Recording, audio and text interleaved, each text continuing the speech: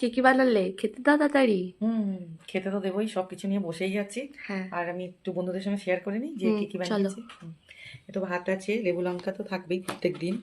আর আর এই যে উচ্ছে, কাঁচা লঙ্কা আর বেশি করে পেঁয়াজ দিয়ে ভেজেছি। অনেক দিন কোনো তেতো বা কিছু খাওয়া হয়নি, তাই আজকে একটু উচ্ছে বানিয়েছি। আর বানিয়েছি এই যে শুশনি শাক ভাজা। এদিকে বাঁচতেই তো আমার সময় চলে গেছে।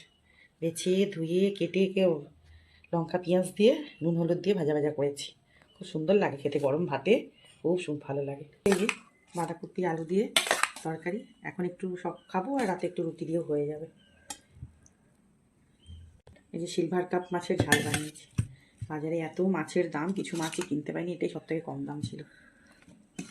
গামাখো একটু ঝাল বানিয়েছি, ধনেপাতা পেঁয়াজ রসুন টসুন দিয়ে।